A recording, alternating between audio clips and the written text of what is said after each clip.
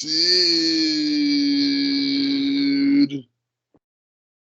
wanna smoke some weed? Oh, I'll do so right there. Well, that's just me. Oh, dude, that's totally awesome. Hey, Beavis. We'll try some tricks. Yeah. Yeah, very cool, but yeah, score. Yeah, roll. I'm Coolio. I'm bunghole. That's See what we fucks. there? For the audience out there who's listening, we're actually going to be doing one about that sort of weird golden period we call age 12 to 17, could even extend up to 19, even though most people who play teenagers are usually in their 20s as actors. Otherwise known as Dawson casting. Exactly there. They have to do it for legal reasons because some of these shows are a little bit pervy, like Skins and Euphoria. But Well, and because being adults, they can like give them full-time, less legal restrictions on their employment. oh, absolutely. It's how Jay Baruchel got to play a high school on a film called The Trotsky. It's a film from Canada because no one's heard of. Check it out. And of course, how Charisma Carpenter and Nicholas Brendan, even though they're already in their late 20s, got to play high school students in the first seasons of Buffy. Well, and the first, then just Buffy in general. No, go figure. I mean, the in-betweeners guys, they were like that. Most of them were in their 20s, I think. Well, Stockard Channing was in her 30s when she was in Grease playing Rizzo. oh. And looked it. I suppose, some people look a lot younger than others you would expect. I've met people who have no grey hair, who are actually a little older than me, who look like they could very well be 23 or 19, but yet they're like 33. Go figure, in many ways. But, Well, I mean, one example is the first Happy Death Day film, where I found out Jessica Roth, who plays the main character, is only 2 years younger than me. The film came out at the end of 2017, so she was already 30, and she was playing I'm guessing a 19-year-old. I mean, she was at university, so it was maybe her birthday, so probably 19. I mean, it looked like she was playing a teenager, and she clearly did pass for it. oh, dear. Well, sorry, we'll reel that back in for anyone else out there. 3 minutes in. As you already well know, this is Skinny E Media. Here we have Bobatron. As he'll do is, hello there. Hey, hey, as I usually say. Yeah, it rhymes. Yeah, reference like Fat Albert, I believe. And, Hey, hey, hey. yeah. I was more doing the Krusty the Clown, hey, hey. I was going to do Yogi Bear with, I'm smarter than the average bear. Okay. That's for certain generations who remember watching Yogi Bear on telly. I remember from Boomerang. But beside the point, we're going to be talking about teenagers and movies that deal with that sort of adolescent period between 12 to 17. Well, actually, I take that back. 12 to 19, really. In all fairness, it's a vast Your high school years through to possibly your university years, or college as they call it in America. In Britain, college is a different thing. It's what you do between high school and university. Oh, yes, of course. I mean, in all fairness, we're going to refer to it by its internationally recognized word, university or higher education. So don't be too alarmed by the semantics or whatever. We go as we please. And as always, we're going to start with the first question regarding your experience with films about teenagers or adolescents, even when you were a teenager, before or after. Films about teenagers. I would say the first one I ever actually watched, because I didn't really watch a huge amount when I was a kid or anything, was probably going to be American Pie. And let's face it, if we're talking about BBFC versus MPAA stuff, there's a gold mine in there. Oh, absolutely. I mean, the uncut version was presumed to have NC-17 level content, which and still a 15 here. I find that awfully bizarre, really. I mean, I've seen much No, it more isn't. explicit titles.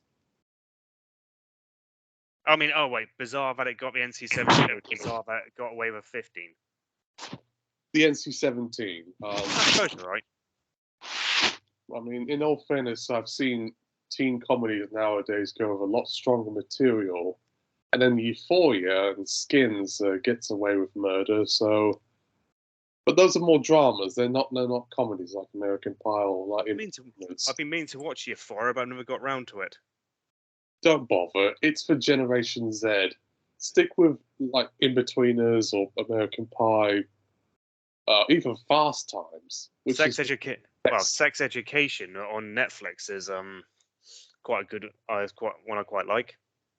it's got Tanya Reynolds in it, who have a bit of a crush on her. In case anyone's asking, she grew up near where I used to live. Weirdly enough, Hemel Hempstead. What does she play in Sex Education? Yeah, she's the one with the pigtails. I think she's all sort of gawky and tall. Oh, her. Very large eyes. I don't know her name. I know. Yeah, I know which one. She's one with the character who's all sci-fi obsessed and everything. I guess I wouldn't be able to tell you because I don't really watch that show.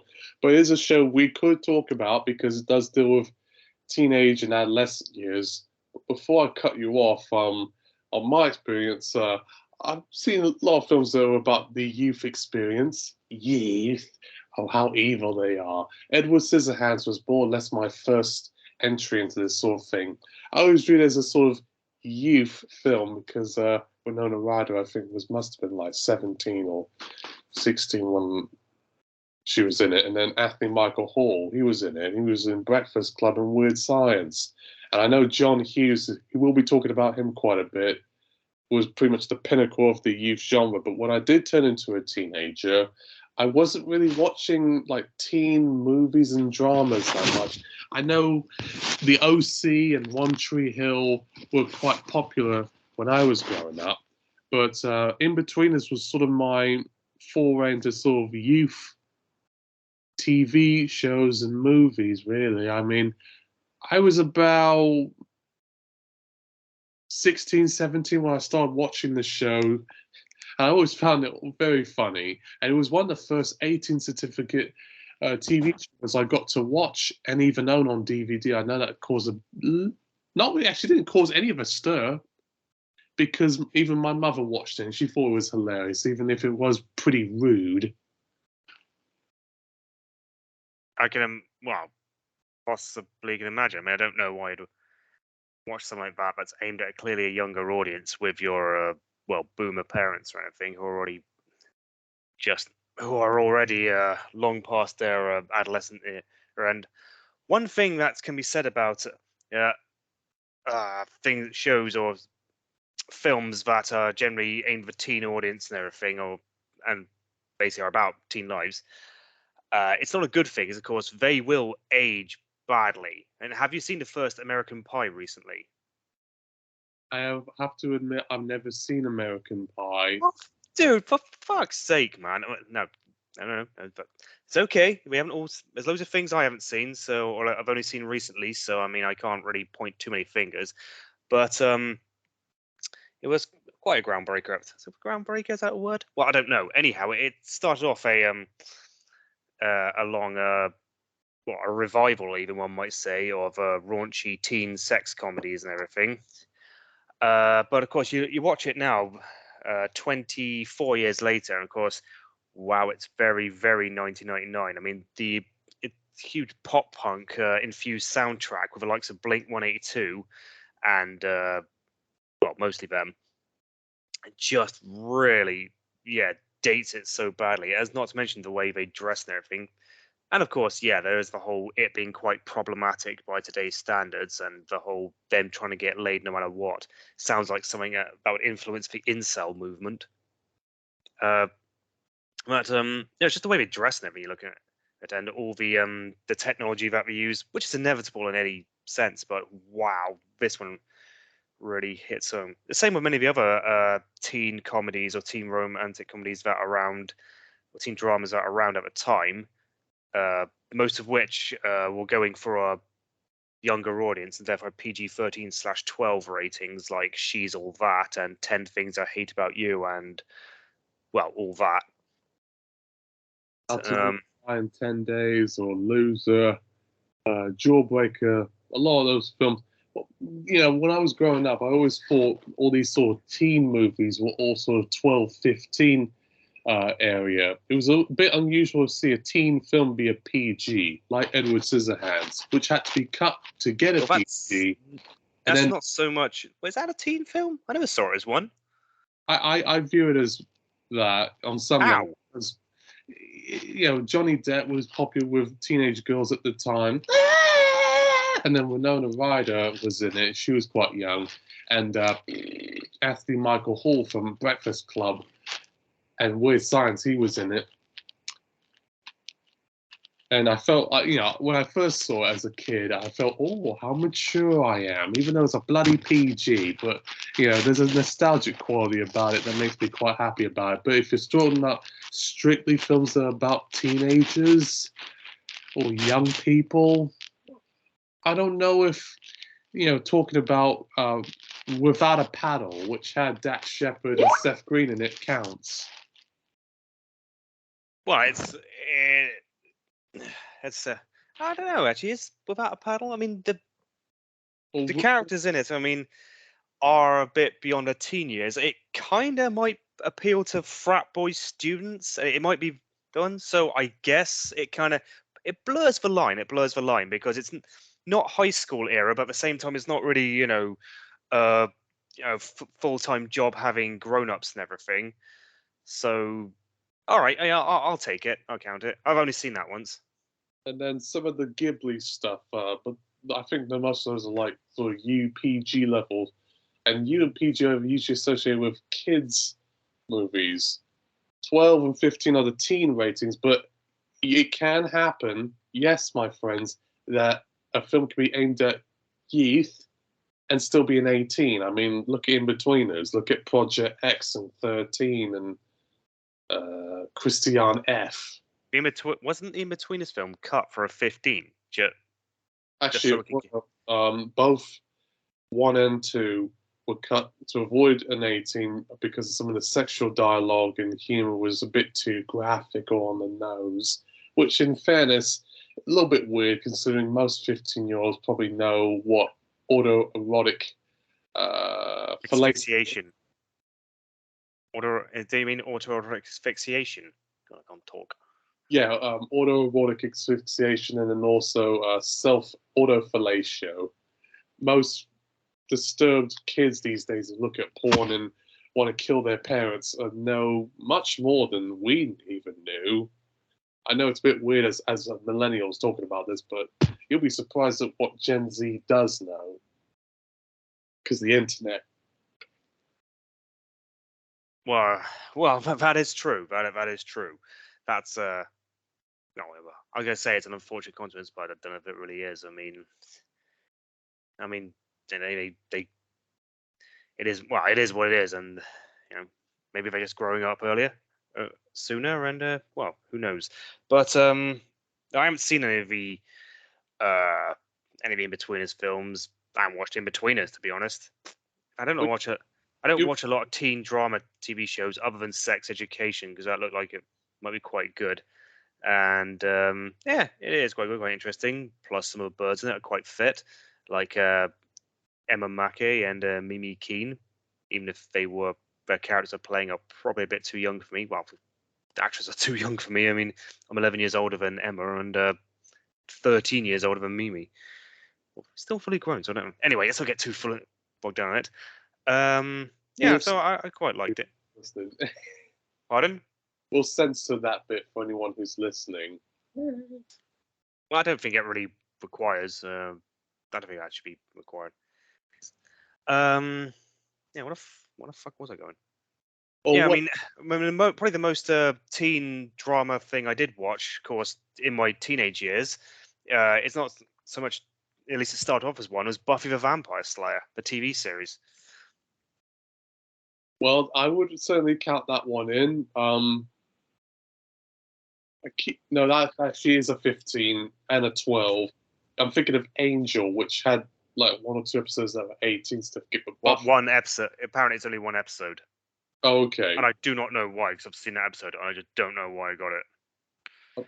I think we were talking about Buffy a little bit at one time, saying that there was a lot of issues with censorship when it did air on like BBC or something, or they had to get stuff out for daytime broadcast versus the evening. T4 used to do this a lot. They would edit certain things out of Friends or Futurama, but then air it sort of a little bit more unbolderized in the evening on Channel 4. Well, yeah, because it was on before the Watershed. They played it safe, and of course they almost had to keep it almost or maybe no, just U rated almost, well, equivalent of U rated, just for daytime viewing, or at least early morning viewing, which Futurama would have been, but that's not what we're talking about. But Buffy was on about 6, so they did cut out any of the swearing or any on-screen sex stuff, which as the series progressed got even more and more, I say even more explicit as Fox would allow them to. But then, of course, they'd air it again after 9 p.m. or about 10ish or anything on the weekend, so you could see the whole thing completely uncut. Which, not a lot in there really when you think about it. When you compare it to modern TV shows like Game of Thrones or True Blood or whatnot. No,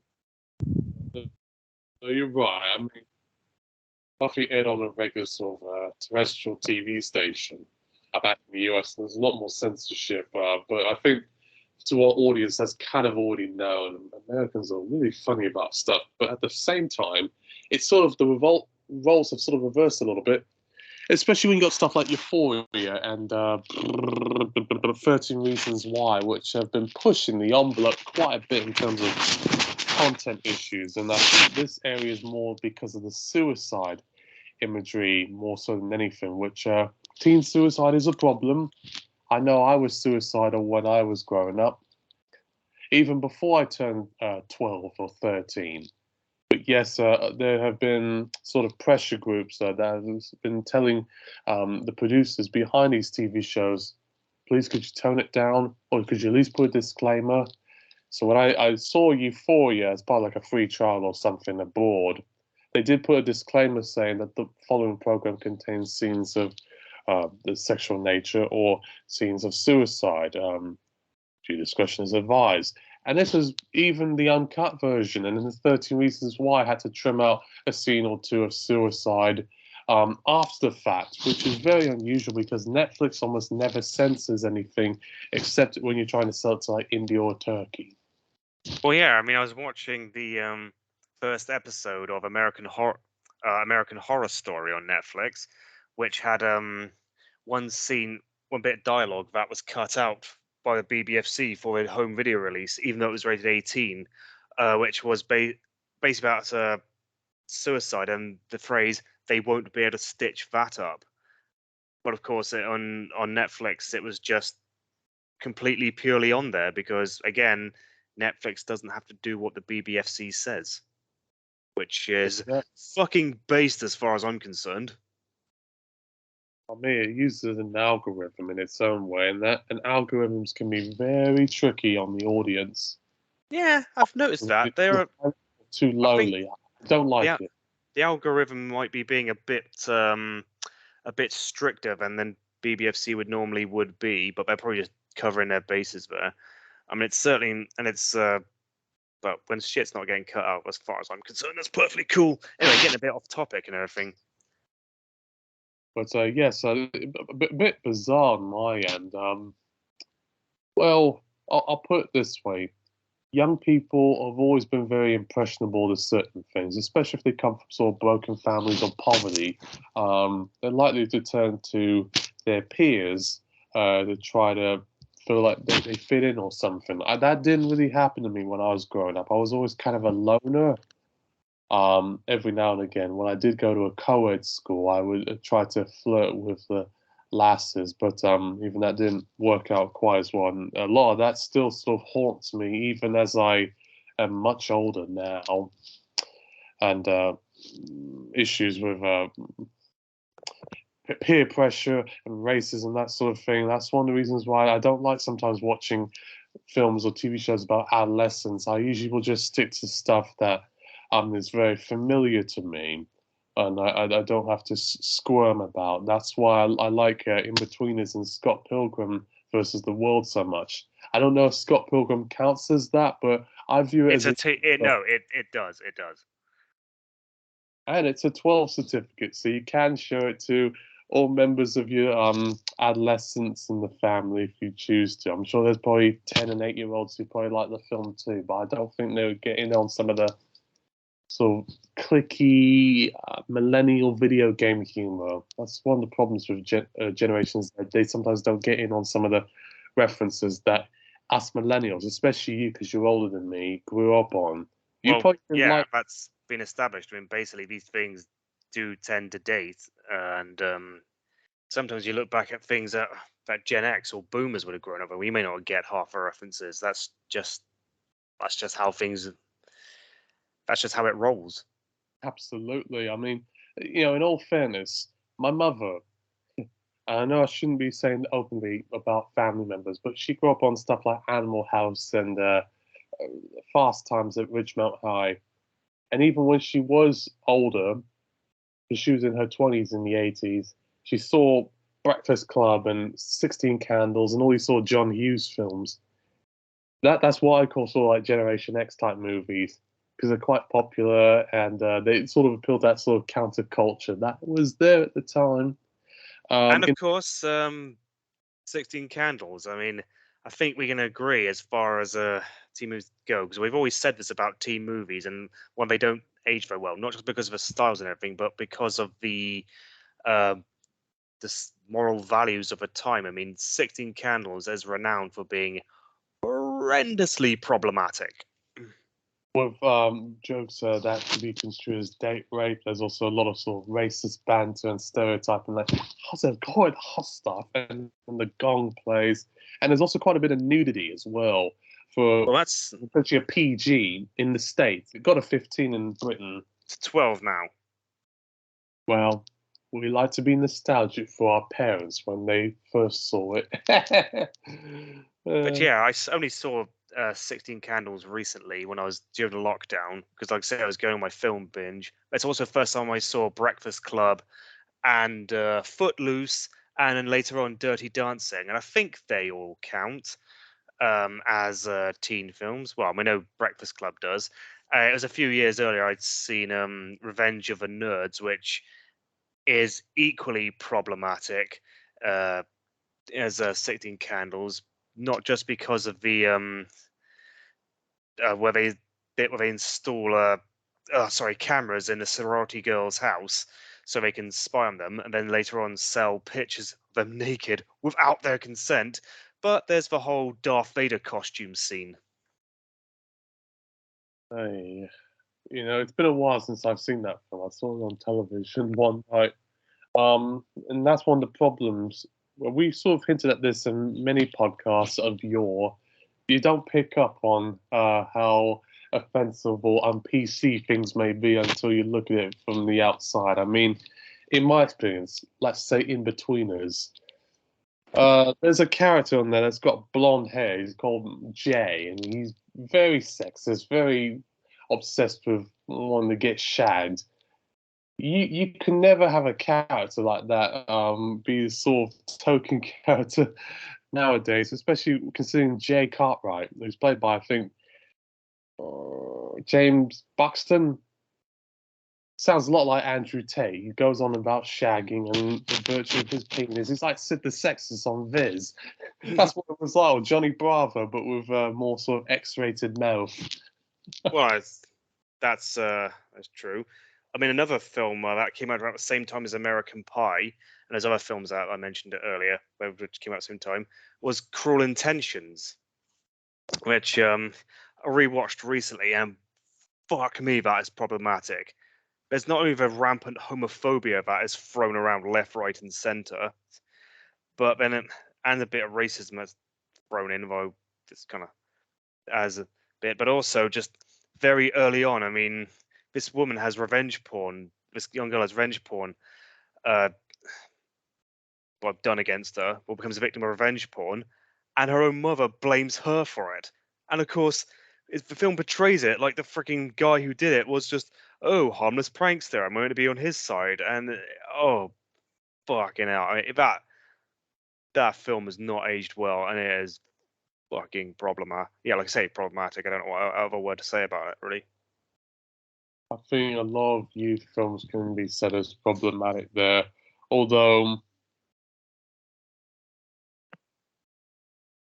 Yeah, Although what? maybe I got myself lost for words a little bit because I know I've hinted at some of the other ones that I grew up in my generation, but yeah, I can't speak on Cruel Intentions that well because I know Selma Blair's in it, who now has multiple sclerosis. I couldn't watch that film as a kid, weirdly enough, even though I wanted to see it because Selma Blair was in it, who I had a big crush on growing up. Always liked that sort of mysterious, dark-haired lady with the bob cut. That's a kind of a stereotype I'm sure Skinny E media fans will probably have picked up on over the years. Well, they may have. I don't know if did I pick up that? Well, well, Well, you heard I about probably didn't, but some are more eagle-eyed people or eagle-eared, if such a thing, might have picked up on it. I don't know. What film did you say again? I completely forgot now. I was just referencing that, given how much I talk about Pulp Fiction, I'm sure some people probably picked up on, oh, you only like her because as the bobbed-haired lady with the dark bobbed hair. But what was the film that you couldn't see that had Selma Blair in? It was Cruel Intentions. Oh, right. Oh, right. Yeah, but that came out in like 1999. You would have been 6. I mean, I'm surprised you were even aware it was a thing. Well, it's because Sky Box Office. I used to check on the listings all the time on, oh, what's playing on this channel? Oh, what's playing on here? And they always show the trailers and the TV spots for certain films that I was sort of curious to see, but for some reason I wasn't old enough to. That's how I got into trouble for watching South Park, because they had sort of like a 5-minute preview of it before you had to like pay about $2.99 and watch the entire movie. And I got caught by my parents for watching a 15 certificate animation when I must have been like 6 or 7 years old. And that moment in my life haunted me for the rest of my life. Now, I could debate whether South Park Bigger, Longer, and Uncut is a youth film or not, but I think it is. It may involve children, but who's the likely audience for something like that? It's 15-year-old. well, I mean, it's yeah, I suppose. I mean, the main characters are kids, so it's from a view of kids. Whether, yeah, so I get, yeah, I mean, by any particular, by any particular metric, it does count. Yes. Animation, especially the adult cartoons and stuff, and anime as well. There's a lot of teenagers who will watch it anyways, even if it's not age appropriate for them. I don't think I need to go into that conversation because I think it's already sort of general nature. People know that I saw Simpsons since I was like 5 or 6 years old, and I saw Elfin Lied at 14, and Walter Bashir. Well, I think that's a perfectly decent age. I think there's a perfectly decent ages to be reasonable ages to be watching those sort of programs, Mark. I don't think anyone's going to have any problem with that. Well, you know how my paranoia is. The government's going to find a way to get me simply because they think I was corrupted. I actually got into trouble, weirdly enough.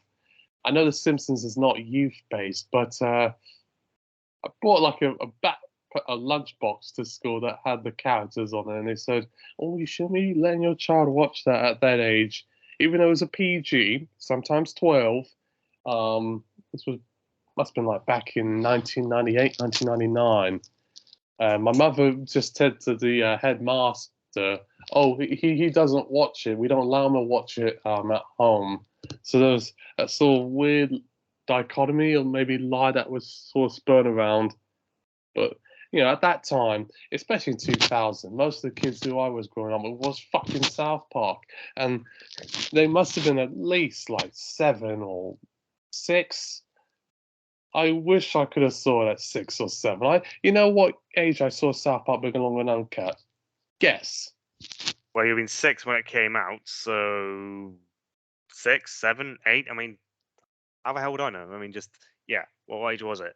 Outside of being caught and getting into trouble with my parents for watching a sneak preview of it, I actually saw the whole movie when I was 17. I know, how sad is that? That well, considering I was 14 when I saw it at the cinema twice, thanks to my mate Ben. Um, yeah. Well, I mean, you see things when you see things, Mark. I mean, I don't think anyone's going to hold against you. I mean, the amount of shit I've basically been announcing to on Twitter that I hadn't seen before. No, not Twitter, Facebook even, that I hadn't seen before when I was watching them, mostly due lockdown, and people just saying you have to be taking a piss like you haven't seen this film and countless others by this point. I mean, and yeah, I mean, I probably could have been watching those films if I wasn't watching Jurassic Park or Die Hard for the umpteenth time. But I mean, that's off topic. Uh, where were we again? I can't freaking remember. Well, I know we were talking about Cruel Intentions. Sorry if we got off in a tangent for anyone who's out there, but yes, a lot of problematic youth films, as we would speak. I know a lot of people like to go on about the American ones. I know Canada did Porky's. That was quite problematic.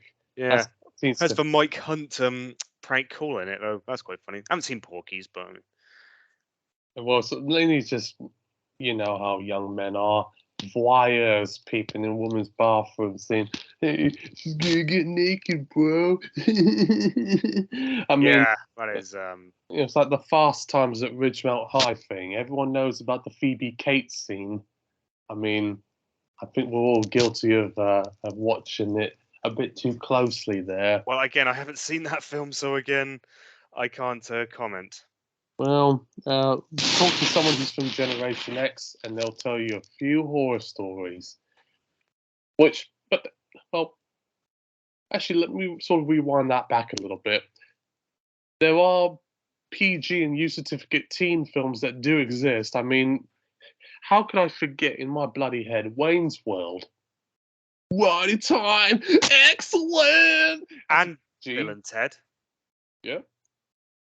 I'm a little surprised that they are PGs because they don't exactly appeal to children, but they're more appealing for like that sort of 14 to 25 age group. Well, the one that Bill and Ted Face for Music, although whether or not that still counts as a teen film, I don't know. Now that they're well into their 50s, that was PG-13 in America, but still got a PG in Britain. So I mean, and it's Well, not like they were mild PGs or anything. I mean, they do. At least for second Bill and Ted film, the most bogus journey one, they do throw. He says things like dickweed quite flippantly.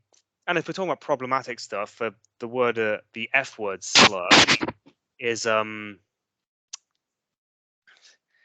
sorry, is thrown around quite a bit. well, unfortunately, I was pretty much de jure. Even for us early and late millennials like ourselves, anytime someone would try to say, "Oh, I like pop music," they call you that as teasing schoolyard, not rubbish. Oh, but yes. Oh, sorry for anyone who's listening there. Do you want me to put the headphones on instead? Aren't you wearing them in general? No, I thought it might be easier. Dude, I always wear the headphones and the speaker. Yeah, always put the headphones on to get rid of background noise. All right then. We apologise for any technical interruptions on this broadcast. I'm sure we'll remedy it very quickly. Better? Well, I won't. Well, I mean, it sounds better. We'll soon see how it goes. Probably won't edit this bit out. But yes. Anyway, as you were. But yes, that always surprised me a little bit there. That Wayne's one was PG because now looking at it, I mean, in retrospective, it actually is quite rude. I think there was a joke about blowing goats. Which, Oh yeah, I remember that take one. that as you will. I cannot believe. it does actually raise weird questions because it's not like PG-13 wasn't well established by that point. You'd be surprised such a thing could get into a PG-rated film, especially Exactly. when a film.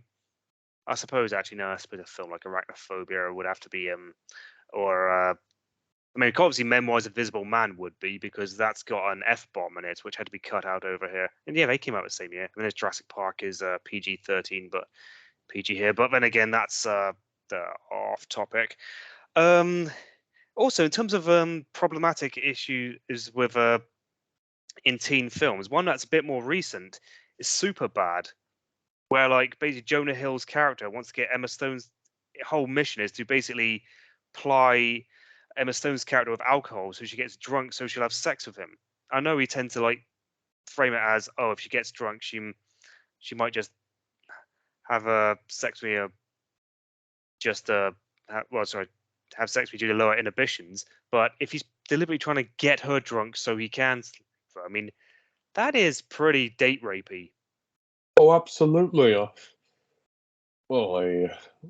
But yeah, this is 2007 we're talking about, where much more recent than the likes of American Pie and shit. I mean, sure. I mean, it's now 16 years ago, which is oh god, that makes me feel so old. It's a year after I finished uni.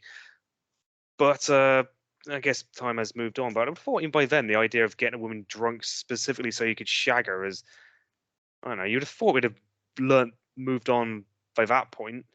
But, didn't mean to interrupt you. Carry on. No, but a lot of these films sort of rely on sort of outrage humor or sort of cringe comedy. Inbetweeners sort of exploited upon this. I know I seem to go on about Inbetweeners a lot. I You apologize. clearly watched it quite a lot. No, I did because I was a lonely adolescent who thought watching a show about four guys who are horny. In the same way that Rick Marl and Nate Edmondson, they were always trying to search for some scram, but they sort of failed in their plans. So it's just a bit more of a 16 to 25 demographic type of take upon something like this with Inbetweeners. Date rape is not cool. It never is. There's I think no we've sort of established sexual or sort of that. sensuality in the romance. So the only film I can think of that sort of plays upon that as a teen film.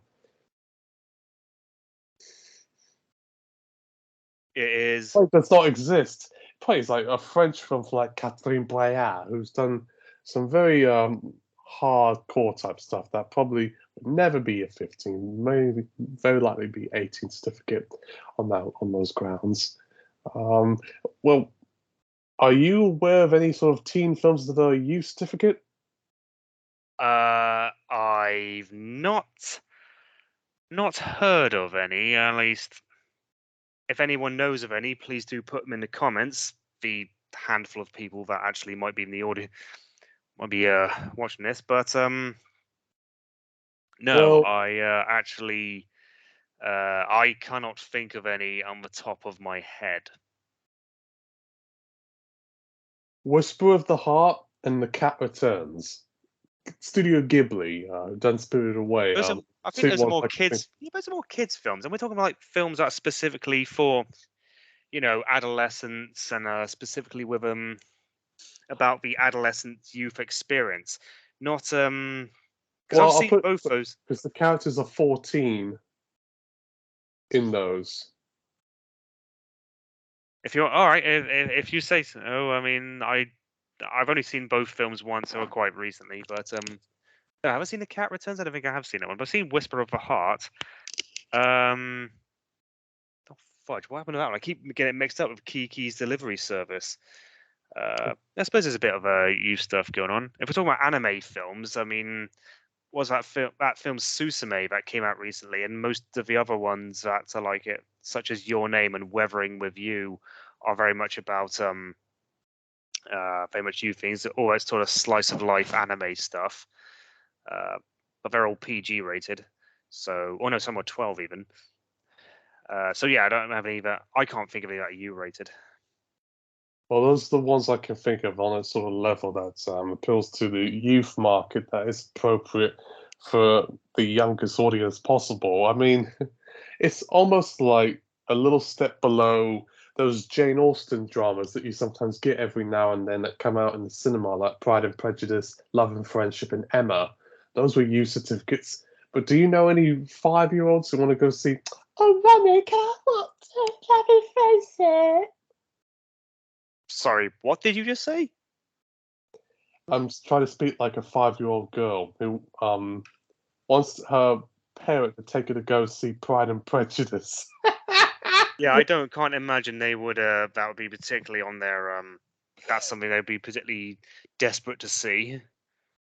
No, but on the flip side of that, I'm sure there were a lot of upset teenagers who were angry that they couldn't go see Project X when that came out in 2012.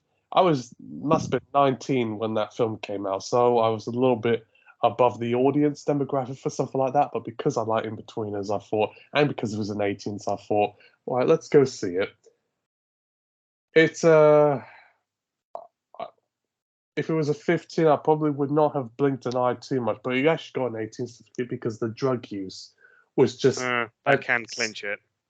in the same way that the drug movie 13, which depicted young people getting high off like solvents or some sort of ecstasy tablets or something, that got an 18 certificate for those very reasons. The easiest way for a teen movie to get an 18 is mainly because of a mix of between sex and or drug use. And suicide references. Oh, of course. I think the sex can actually not keep it at 15, as we've mentioned with most of these teen sex comedies from America. I've just realized we're talking about 18 rates and drug stuff and everything. The two biggest are going to come to my mind, and they're both British ones, are Train Spotting and, of course, Human Traffic. I haven't seen the former, I have seen the latter. Twice. Well, I actually love those movies particularly. I love Trainspotting because the soundtrack. It's a bit debatable whether it is a youth film because the kind of people who went to see it, at least growing up in the cinema, were usually in their 20s. I wanted to see it when it came out or when I saw it on the telly, but I couldn't because my parents wouldn't let me, even though it had some cool ass music. But Well, yes, it was the drug use, and I think there was lots of C words and a sex. it could have been, but it's mostly the drug usage. Just like would have been with what fucking was it? Human Traffic. Although I don't think there was much more C word in, but no, it is mostly the drug use. I watched Human Traffic again just quite recently. It's a hard film to watch sober. And you see these people just getting fucked up left, right, and center on everything they can, and just like, give me some of that. Yeah, it just at the time I was watching it, because I didn't even have any beer in the house, so it's like, oh, well, it's quite hard going. Well, this is where we tend to differ audience-wise. Rob's a little bit more open to experimenting. Can I say that politely? Me, on the other hand, the most I'll do is probably just have a Bailey's on the rocks. I find it difficult to watch stuff inebriated or even using illegal substances. I mean, I could listen to Pink Floyd's The Wall or Dark Side of the Moon and not have to smoke a joint. I know in California it's legal, but I've never had the desire to hit it up. And most teens, at least when they were growing up, always wanted to hit it up. I knew someone who, when I was at university, it must have been like 20 or something, which you could consider youth, but that's not really teenage, that's young adulthood. He Well, offered me some cannabis. Well, we still consider a university experience to be youth. Like we mentioned Animal House later on, and that's set at a university. Oh, yes. It was a double A certificate, which was pretty much engineered by the BBFC to appeal to that teen audience. But it's a standard 15 anyways. The sex comedies nowadays are much stronger than Animal House could ever be. But it's a bit of offensive by today's standards because of some of the racial humor. And the scene where that pissed up girl is completely inebriated and out of it on his bed, and the little devil comes to that guy's shoulder and just tries to convince him to take basically to assault her essentially, and while she's unconscious. Then of course the freaking angel comes and says not to, and it's all played for laughs. And I haven't seen how the scene plays out. I'm guessing obviously he doesn't, but it doesn't change the fact that like they talked about quite a quite a horrible act, quite a toxic and insidious act of, well, sexual assault, which doesn't, or rape, which don't get much more, doesn't get much worse than that. Try to play it off for laughs. Unfortunately, I might have been a bit guilty about laughing at scenes of a nature like that. Didn't pick up on the super bad one. It's been a long time, but out of my house.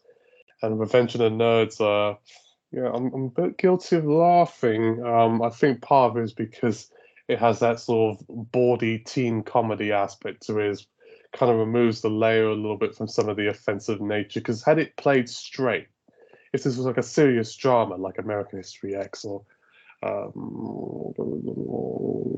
like I'll sleep when I'm dead, then I would have had nightmares in the same way I have nightmares about seeing Paul Bettany whipping himself. But I'm not going to go into that. Please don't. Actually meant to ask, had you read the Da Vinci Code before you saw it at the cinema? I saw it. I read the book 4 years after I saw the film in the cinema. I got weirdly enough nearby a canal. Right. Well, that's I actually had read the book before I saw it at the cinema, so I was actually aware of what I was going to see. Then again, I was 21 when I saw it at the cinema, whereas you would have been 13, so it was a bit of a difference. Well, yes, of course, but I was awfully sheltered, really. If you could count. Really, you wouldn't notice. Well, I did watch Wild Wild West in the cinema illegally with my father when I must have been 6 or something, and I was 12. When 12 meant you had to be 12. I always think of myself as older than what I actually am. I actually envy you on this regard because I do wish I was old and I could have seen all these dirty movies like you did. It would have been so cool to watch American Pie at the cinema. Yeah, but You were I didn't. I didn't see American Pie at the cinema.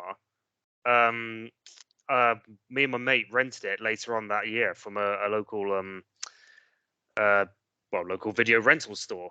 So watched it that way. I was still 14. My mate was 15. Actually, probably just turned 16. Actually, so yeah, we got I watched it that way. I didn't see it at the cinema. Well, that's what it's all about, you know. When you're young, you do dangerous stuff. I mean, I've done a few naughty things myself. Although, in all fairness, I know I'm getting off on personal topics, but it's sort of for humor purposes. I mean, I saw 9 songs. I was like 20 or something when I saw that. I know most people watch their first porno much younger than that. I didn't. 9 songs, which has full blown sex scenes and stuff, I saw when I must have been like 20 or something. I saw Shame. Actually, bad example. I'll skip. I'll skip. No, Well, you said about British. Well, actually, I will ask you. If I don't get into trouble for this, what was your first porno you watched? You must have been at least before 19 or 20. I couldn't tell you the first. Well, I mean, I don't know, to be honest. I mean, I can't remember its name, and I don't think anyone would know its name anyway. So I don't know really how to answer the question. We used to sneak FHM or magazines of FHM or Nuts. Well, my brothers always had Loaded and FHM in their rooms, so I'd basically read them when they weren't around. But then again, there's not much really going on in there. It's just you see some titties, and that's about it. Hey, you're not alone. I actually had a copy of SFX anime, which had some breasts in it. I got in trouble for bringing that in the school, weirdly enough. I was 13 when I got that magazine. I bought it underage. My mother standing around at Borders. One of the best gifts I ever got. So that was, you could count that as almost pseudo porn, but I don't know if anime is porn, but Well, I to mean, me it is. hentai is considered to be porno anime, so there's that, I guess. But again, we're getting off topic here. Used to I watch mean, FHM Music TV when I was like 13 and 12. They had it like after it used to be Q, which is a rock magazine TV station. Then it came to FHM like at around 7 or 8 o'clock at night. I used to watch that. So I've got a bit of a dangerous streak about me. Although right. many people will not like that. Which the reason why I also said that was because the film that made me like my favorite teen movie Not only Edward Scissorhands, but Kevin and Perry Go Large. Oh yeah, forget that cast as a teen movie. Forget about that. Even So, though like Harry Enfield and Kathy Burke were clearly well over their teen years and clearly looked it. oh no, I mean absolutely. But this is kind of part of their little sketch thing that they did. Was it for ITV, I believe? And well, BBC, I think. And yes, in case you're wondering, yes, I did see that movie at the cinema. You badass! I'm jealous of you because I saw that at 17. I got a copy of it on DVD from a pawnbroker. Oh, PAWN, not PORN. Yeah, we know what you mean. Okay, you don't have to elaborate. I thought it was the funniest movie I ever saw. Also because it's got a lot of electronic music, which I'm also a fan of. But did you know, for anyone who's out there, it was actually meant to be a 12 certificate?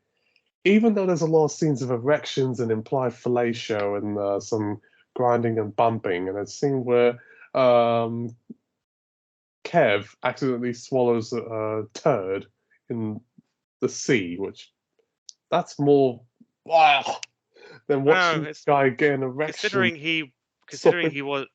Considering Harry Enfield wanted a 12 rating, but apparently the BBFC gave a 15 for the descriptive drug usage in the film and everything, which is what they claim is what pushed it over. Apparently, everything else in the film would have passed that 12, including the 3 uses of the F word. Well, I'm very surprised by that, really, because when I saw it, I picked up on the sex references being quite overt. They actually gave it an 18 in Ireland on DVD, but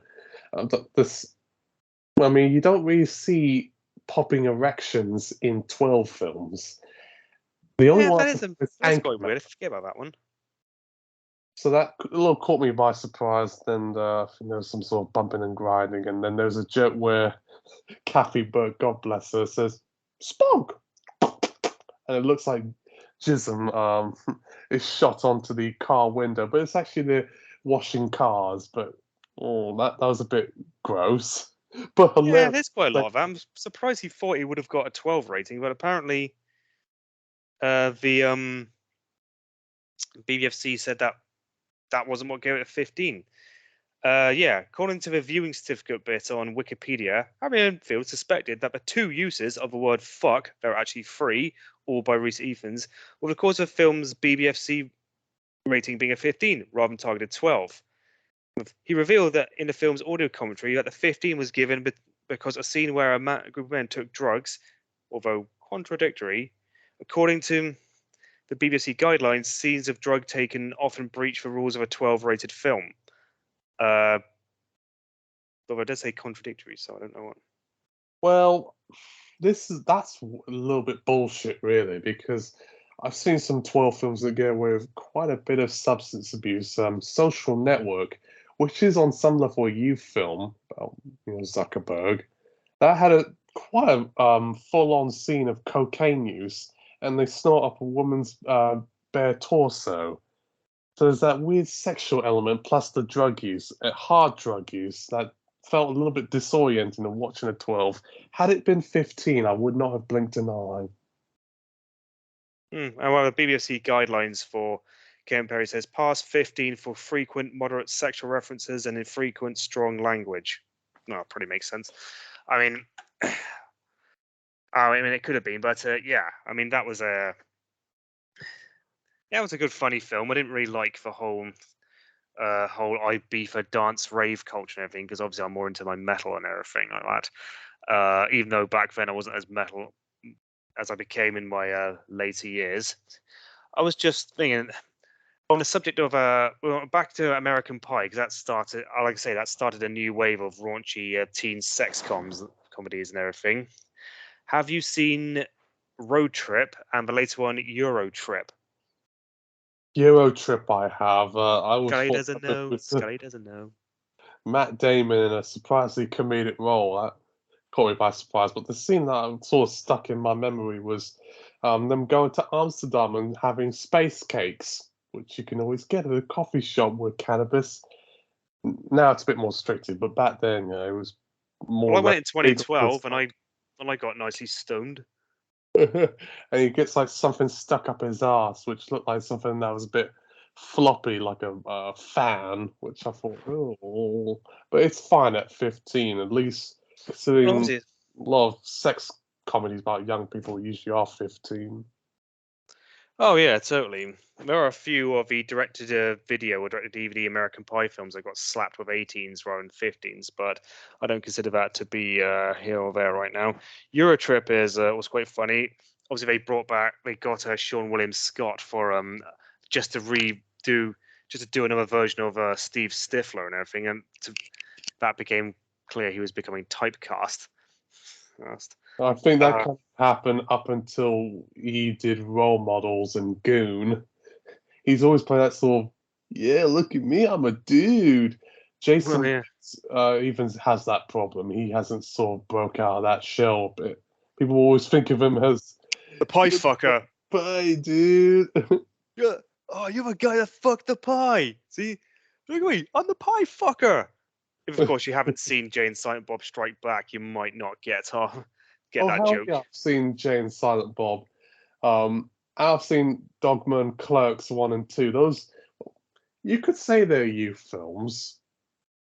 Are Well, they? I mean, I don't know. I mean, obviously, Jay and Silent Bob did try to pander to, or like mark itself to that sort of demographic, because you could see up here there was Sean William Scott, there was Jason Biggs, Shannon Elizabeth, Mark Blucas, and Eliza Dushku, from many people from stuff such as American Pie and Buffy were in it. So yeah, and of course, Alison Hannigan was in both those things.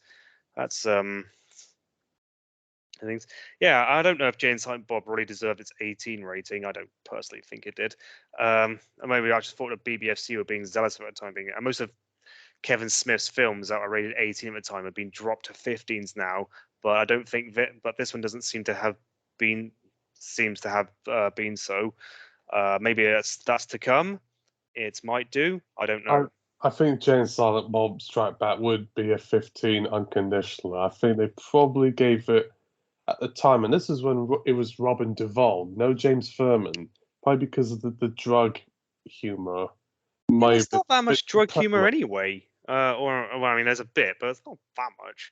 You never see him doing any drugs or anything. You Or if know, they do see drugs, it's only just mild shit like cannabis, which has never basically not been allowed at 15.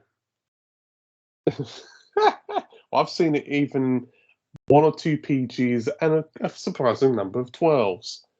There was even a movie called Golden Star, which was about old Oh, it's, people oh, trying it's to it. rob a bank. That had a scene where he was smoking a doobie at like a Yeah.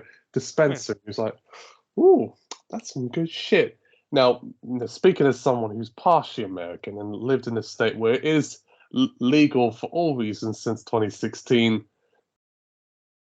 the British censors have to sort of relax a bit as far as I'm concerned when it comes to cannabis use. Because having noticed films like Reincarnated, which is 18, and then the Howard and Kumar movies, Guantanamo Bay and A Very Howard and Kumar Christmas, they all got 18s because it showed people just hitting it up, hitting it up. Come on, let's hit it up. Harold and Kumar Escape to Guantanamo Bay was an 18, but the previous one, the Go to White Castle or Get the Munchies as it is over there, was just a 15. That is true. I mean, Guantanamo Bay, I think, had a little bit more going on. I think there's sort of some overt nudity that was maybe a little too much lingered on. But in all fairness, Very if you possible. took that Very out, possible. I wouldn't rule it out at 15. I think most 15-year-olds know the difference between smoking cannabis at the house versus smoking it in a public setting or in school or wherever. Kids know a lot more shit nowadays than ever. We saw hinted at this earlier on. Well, that is that is true. I'm trying to think of like modern teen movies that come out nowadays. And if one I think I've actually seen is Booksmart, which came out recently. I'm trying to think if I've seen any others, but nothing's coming to my mind. And that was classic R/15 material. I don't think there was ever going to be doubts about that. But just realizing they are becoming a lot more intelligent than they used to be. Well, And they're of course, trying to they're talk trying to. that hipster crowd. A24's been making a lot of these youth films. Well, I They're not don't so all much mean that. gross. I meant it's being a bit more better representative, and they're trying to weed out any sort of problematic issue. Obviously, they're trying to focus it more from women and both ethnic and sexual minorities, rather than the point of view of a white cis-het male. Exactly. I mean, he's like, dude, he's talking about sex and getting high, man. And why do they always sound like they're from California, Oh, dude? they always go for the valley guy or valley dude surfer thing. I don't know why they do. They just do. Maybe they generally tend to set them in California anyway. So I mean, that. Because most of my favorite teen movies have all been more or less British ones. Like Kevin and Perry Go Large and Inbetweeners. I also like Blinded by the Light, which was a 12 certificate film about a South Asian bloke who lives in Luton, who's must be like 16 or something, and he turns to Bruce Springsteen songs to try to get out of his poverty and the sort of racism that he's been dealing with. You could show that to almost anyone, really. I think it's a great movie. It's not vulgar or crass like most teen movies are nowadays. You could say, oh I mean, shit, oh, I'm sorry, I got oh, to. Sorry, I didn't realize you'd start finished. I mean, you may be right. Might as well well, I check it, mean, sir. Diary of a Teenage Girl. Oh my, how could I forget that one? 18 certificate. They tried to appeal for a lower rating, but it was rejected by the BBFC because they thought the sexual themes and imagery was a bit too frank and incessant, despite the fact that there was some sort of campaign going around that they were treating a movie about a girl's sexual experience much differently than a boy's sexual experience. They treated the ones that were about teenage boys quite loosely and they were a little bit more relaxed. Uh, yeah. Was That was a the story I heard about from a few years ago. My father saw it in the cinema because I was bored. It was like, oh, you should hear about this article about this teen movie getting an 18, and they lost the appeal by the BBFC because of the sexism. So BBFC's got some skeletons in its closet. that is true. No, Even that is in the totally true. I now, remember one film that came out recently, but I can't remember its name. I could just look it up, but it was a teen film, and it was going for a 12 rating. It had to be cut to get a 12 rating, but the stuff they left in that I cut out, they left it in. It would be rated 18 because it was suicide. Um, was that called Every Day? it may be. I could be. I don't know. I kept thinking it was going to be 13 Reasons Why, but that was a TV series. That's really unusual. I mean, I saw a DVD a few days ago that was in a charity shop. It was called Midnight Sun. It got a 12 certificate for underage drinking, I and don't. just the content descriptor on the little dialogue box where it says the 12 actually made me laugh a little bit because underage drinking alcohol issues aren't really something that the BBFC generally will note on. The only films I really noticed that on was like Flight and probably The Rock of Ages. Uh, very possible. Yeah, it is every day. Yeah, it was cut to get a. Yeah, it was cut. Yeah, it was a suicide technique. So it was cut out to get a 12A rating. If left uncut, it would have been rated 18. So it basically would have jumped two different up two ratings. So yeah. Yeah, that's very unusual. I've never heard of something quite like that, but I do think there was a Bollywood film that that happened for similar reasons. I think the issues where a 12 film was going to be threatened with an 18, I think mainly had to do with the suicide content. Oh, Because that it happened even reminds. with a PG-13 movie, and it was like 18 certificate in the UK, and it had like Selena Gomez, and I was like, what? Yeah, that's true. It reminds me of with Eat, Pray, Love, which was PG-13 in America and cut, and there was one use of word motherfucker in which would have given it a 15 over here. They cut that out, and it dropped to a PG. I mean, yeah, just two separate, two whole ratings because of, and all that just because of one separate word. But we're getting off topic here and everything. Well, I mean, that's a movie for like grandparents and older ladies who go to the society club. But yeah, that's a really unusual sort of rating sleep. But then again, I always obsess over how I wish Jaws was given a 15, even though it was for so long. I don't think it should be. I mean, it's always quite interesting to just know just what PG would have actually meant back then. It's like, yeah, this isn't supposed to be kids' film. You can show quite a bit, which I think is always quite based. And obviously, we wouldn't expect a PG nowadays, but then it would be rated 12, and probably rated PG-13 in America. I don't think it should be rated 15. Well, we beg to differ, really. We beg to differ. Sorry about this. Just have to do something right here. But yes, as far as I'm concerned, well, actually, sorry, I got myself lost in a little bit of a tangent there because I overheard someone was speaking to me. But have you ever thought about teen dramas that deal with, let's say, school violence, like Elephant, which is a 15, or Heathers, which was an 18 for so long, but it got a 15? Well, I've seen Heathers recently, and of course, that came out in the 80s. Obviously, it was a very pre-Columbine style film, which Cracked.com mentioned it about. Did mention on. Well, I didn't really think much about Heathers, to be honest, really. I mean, it is what it is, but obviously it's a good reflection of how he thinks. She thinks this guy's a totally cool, interesting rebel, only to find out that he is absolutely fucking nuts. But yeah, that is. I haven't seen the other one. What was the other one you mentioned again? Elephant. No, I'm not. Oh, I know about it. I haven't seen it. It's about the Columbine shooting, isn't it? Yeah, I'm afraid so. That's a movie kind of every other 15 film I talk about. Redacted.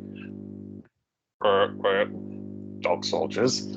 That's too strong for its rating, I think, probably because it was too realistic and it's shown quite callous scenes of violence with some bloody detail. And the fact that it dealt with Columbine, which was still a taboo thing in the early 2000s and late 90s, where you had a lot of video games having to be threatened with censorship or they couldn't release, or had to tone down some of the violence on certain films because of moral panic. Well, yeah, because everyone, something like this happened, if they weren't blaming rock music like Marilyn Manson or hip hop music or something like that, they'd blame on violent video games. They say this every fucking time. I mean, and I mean, there is no evidence to back it up. We're all, in fact, us outside of America are always saying, "Hey, America, we have violent video games, we have angry rock music, we've got all violent movies. I mean, we don't have this level of gun violence. What do you think the difference is?"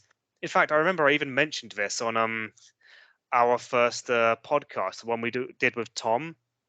Yep. How something like Hungerford in the UK or frickin' Columbine in America would basically happen, and all the moral guardians would get up in a tizzy about it and start saying it's violence in movies and everything, and we shouldn't be so permissive or everything.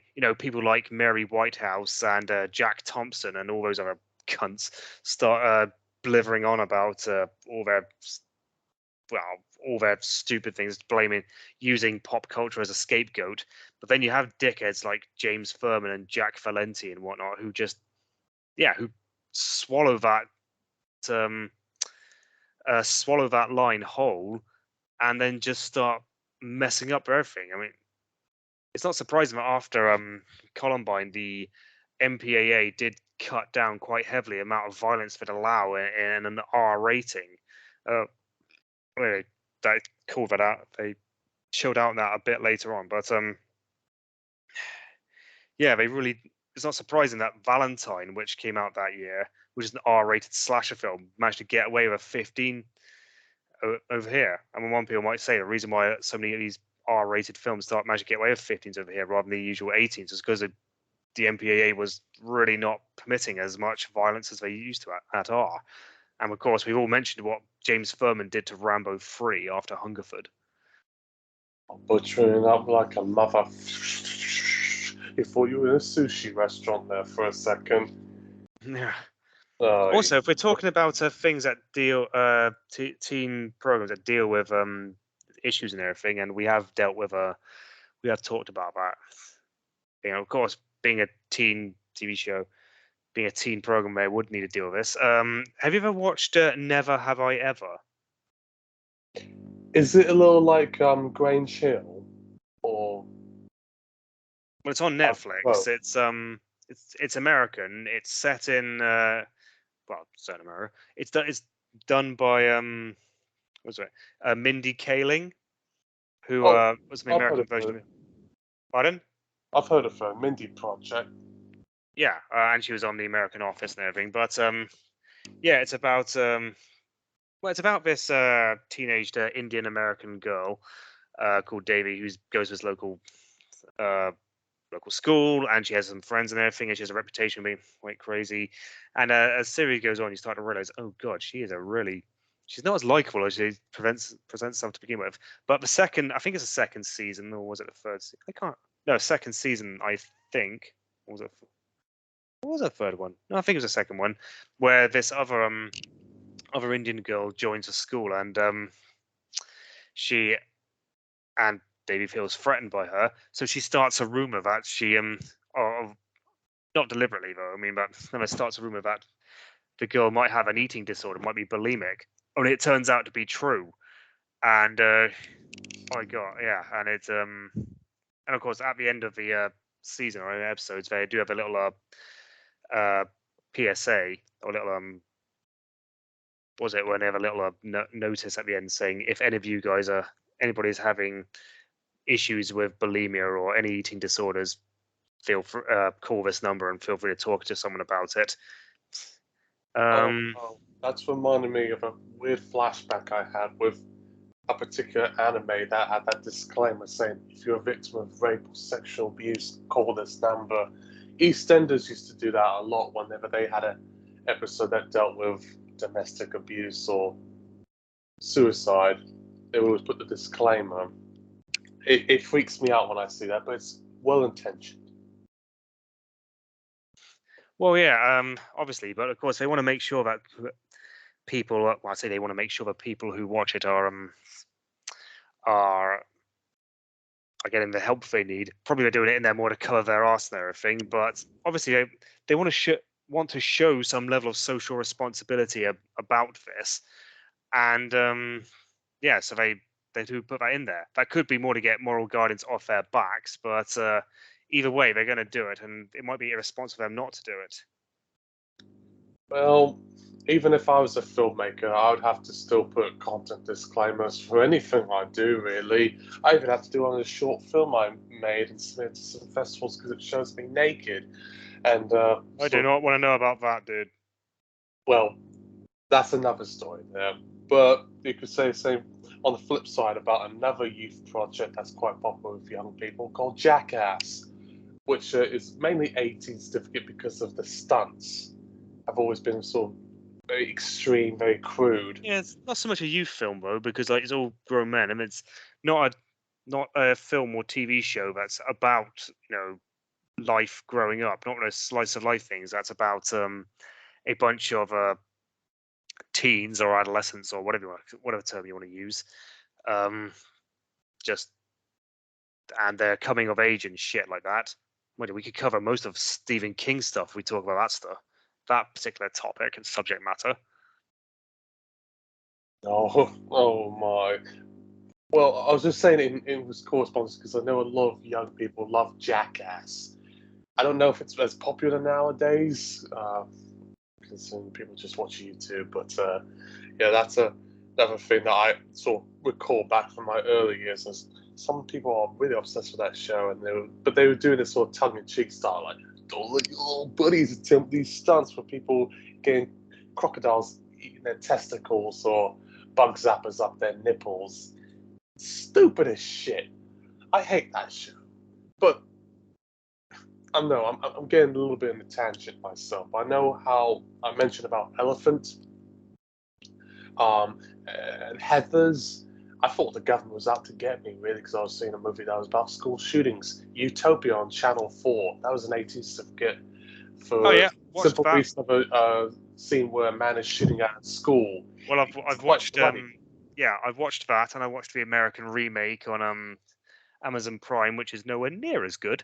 Oh, But to be honest, if we're going to talk about stuff that's aimed at youth, we can also pretty much talk about Harry Potter and Twilight, later. and all this young adult stuff that's come out, because that's again aimed at that sort of age group, and the protagonists are usually around around about that age, and they're usually going through a coming of age narrative.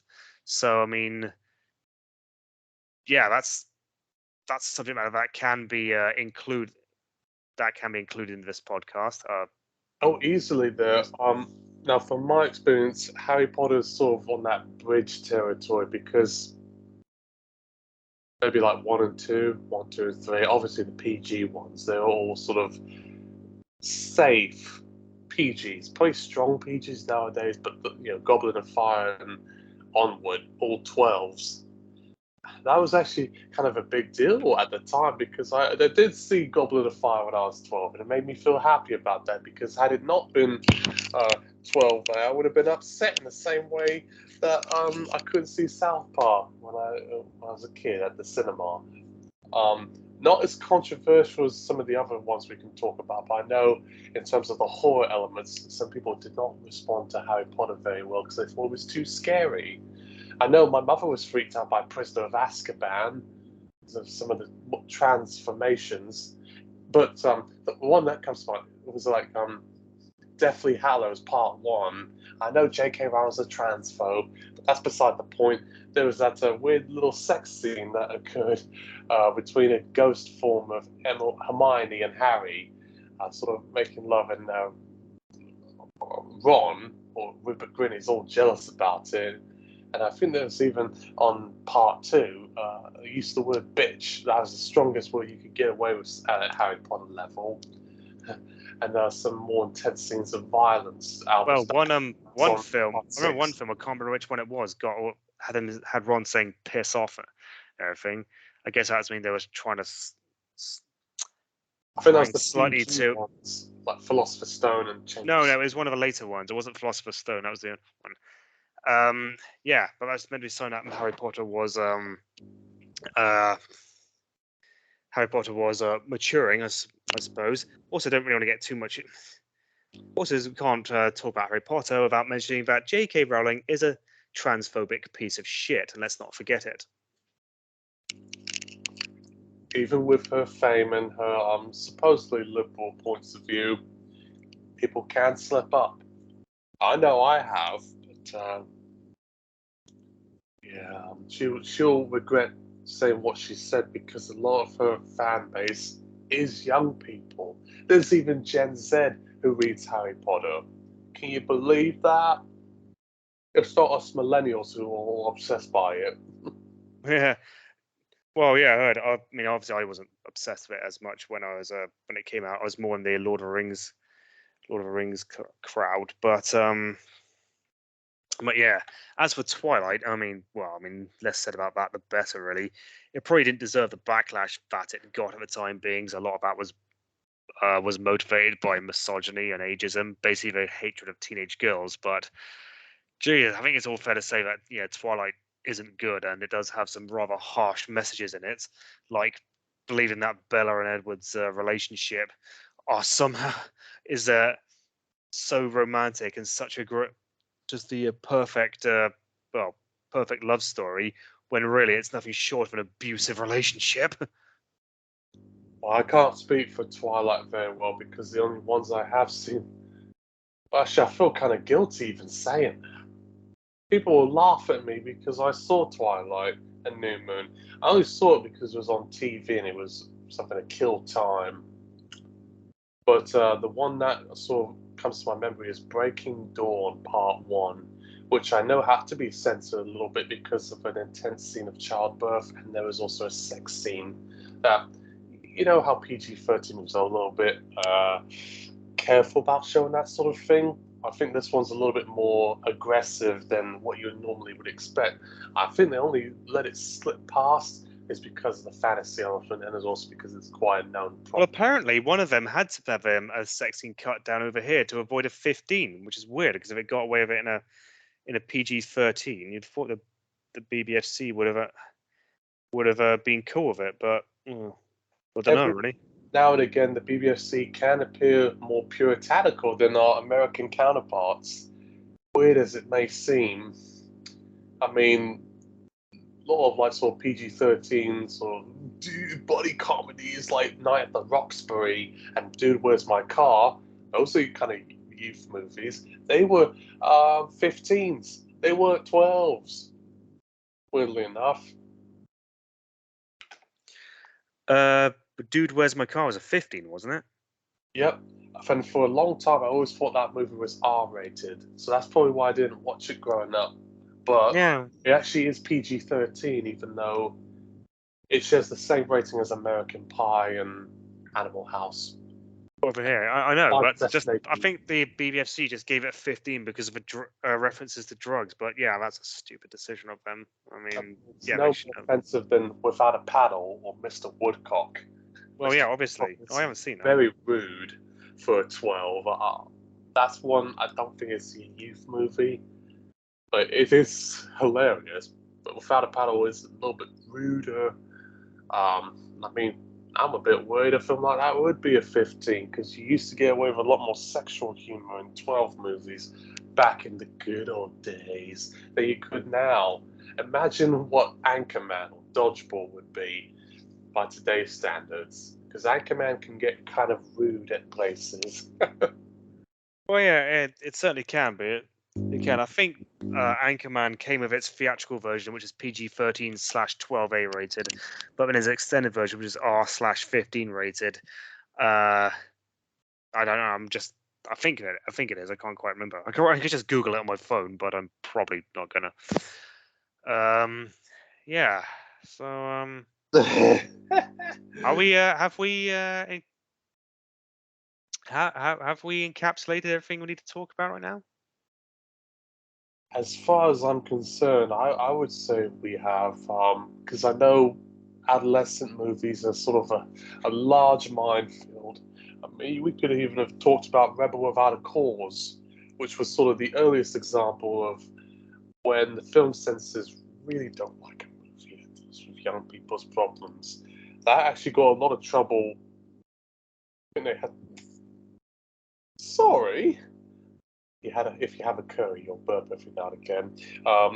For its X, they ultimately downgraded it to AA in the 70s, but it's been a PG since like the 80s and 90s. What? Wait, what has again? Rebel Without a Cause. Oh, Rebel Without. Apart. Oh well, yeah. Well, obviously that film's made around the 50s. There's probably nothing there that's going to be of any cause any offence anyway. I mean, the fact it had to get through America's Hays Code to begin with would tell you there's nothing in there that's going to be of any contentious or controversial or contentious or anything. It's just that the BBFC were even worse back then. It's just they are just they're very, very stupid. They can be quite stupid at times. It's just a good thing they got a lot better than recently. I'll put it this way: the reason why it stands out for me, not only for the ratings issues it dealt with, because initially they said it was to do with the parents being poor role models to James Dean's character. God rest his soul, he died through. That the father character was effeminate and not a good role model, and that's why they had to give it an X, which restricted it to 16 and up at the time. But now, looking at it, because it's PG, it's a bit unusual because of the scenes of knife violence. I know that's a big issue in the UK, concerning knife crime usually affects sort of poor and broken communities, like in East London or Brummie, that sort of thing. So I would have thought they would have passed it like 12 or hell, like a low end 15 on the basis of the scenes of knife crime. Well, it might but again, due to how old the film is, I mean, consider its legacy due to its says as a legacy film, probably going to get away with a lower rating. Oh no, I totally understand. It was a bit unusual for me when I first saw it about 11 years ago on a rental DVD from the library. Oh, and another thing, Kidulthood, Shank, all those revolver movies, like British hood films, they qualify. They're sort of like Britain's answer to Boys in the Hood and Menace to Society. But I wasn't quite old enough to see Kidulthood, but I could ask you because you probably I haven't seen it. were they this big problem because a lot of these sort of films were blamed on youth crime, or there's also sort of racial elements as well because a lot of the characters in these movies were black or Arab living like in the estate or the ends. I don't think I've I don't. Which film did you say again? Adulthood. I've not seen. Like I say, I've not seen it. Or like movies like Blue Story or Shank, or what I like to call revolver movies, because Revolver used to distribute a lot of them back in the day, and it was, pardon the stereotyping, it was like this here, you pussy hole, I've got a fucking shank, yeah. You're from the ends, blood. I'm from NW1, you're from SW2. You've got fucking cut, yeah, you pussy hole. I'm like, come on, what's the these wannabe Menace to Society, Boys in the Hood type movies. I'm sure it caused a bit of a riffraff at the Daily Mail, but I think they're just sort of a mix between exploitation and sort of way of life youth crime dramas.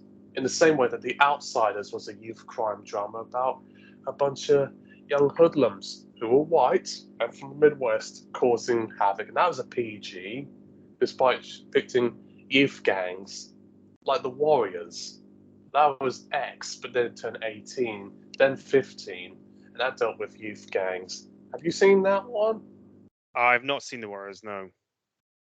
Well, you're missing out because they're coming to play. Yay! I mean, there's another film that came out coming of age of that film, Boyhood. That one, I'm a little surprised it actually was a 15 because it looks like a film that could appeal to children, but having seen it, it's got some unsettling and disturbing scenes of domestic violence and then the usual F words. So I thought, yeah, that's probably not going to get anything lower than a 15. It's a shame because I think it's a great little movie. Like I say, not actually seen it, but yeah. Same guy done Dazed and Confused, which was a movie set in Texas about a bunch of stoners and sort of young people trying to have the night of their life, dude. Like Quadrophenia, which I know is a British youth classic about a young man who gets off his rocker, he does some pills, has a chin wag with a few birds, meets Sting, gets in the slammer, and tries to commit suicide near Beachy Head. Did you know that's a 15 certificate movie, even as early as the 90s? Which film was that again?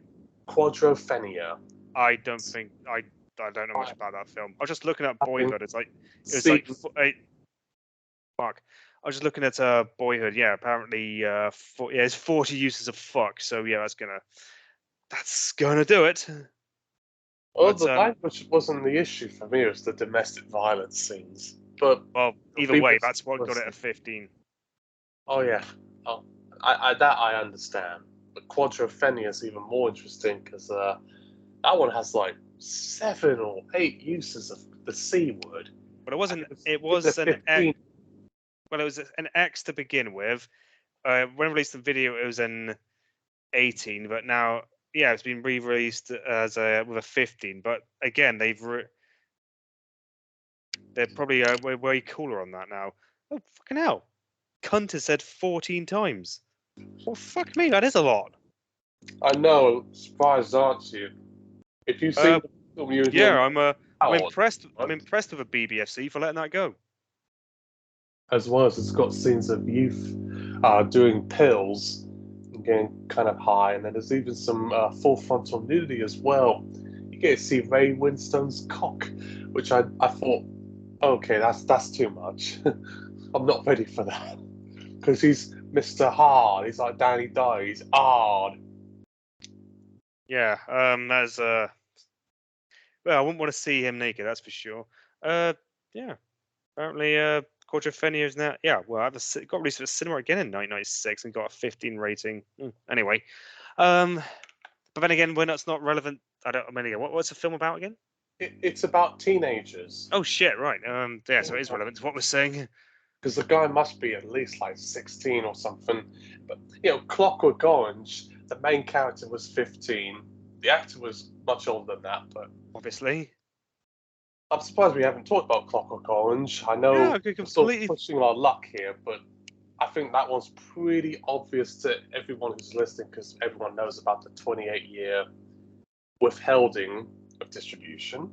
Couldn't Yeah, release it's until 1999 after his death. Yeah, and of course, that even got an X rating of America's MPAA, and that before the X rating got associated with porn, and therefore could just be released as it were. I mean, as in they were called to release films with an X rating. This is what I meant. Sorry, I'm a little bit distracted. But yeah, I mean, so many people have watched that film and missed the point and everything, and think Alex Delage is someone to be emulated, when the whole point of him is that he's not. He's a you missed the point by idolizing them, sort of thing. Much like Rorschach from The Watchmen or Travis Bickle from Taxi Driver. Or Arthur Fleck from Joker for all you Gen Well, that was Zers. an obvious one. Completely obvious one. Anywho, as I very say, controversial. But anyway, have we? Do you think we've come to a natural conclusion here? Yes. All right. Okay. Well, that was certainly an interesting discussion about this topic. I'm sorry I couldn't really contribute as much to the last ones. Obviously, it was probably not what I knew too much about, but nonetheless, good fun. No, it's my apologies. It's because I probably was rushing, thinking, what to think of. Sometimes when we do these podcasts, there's no script. We just go off our heads. I think that's sometimes the best way. But maybe for future ones that we do, like the one we'll be doing about espionage and spy movies, we'll try to tighten it up a bit for anyone who's listening, okay? Yep. Alrighty then, no problem. Until then, thank you all for listening. We hope to be back next time for espionage or whatever topic comes to our mind. And for anyone who's in France, soyez vigilants et soyez protégés contre la police et le gouvernement, because of the killing of Nahel, who's an Arab kid who died in Paris. Until then,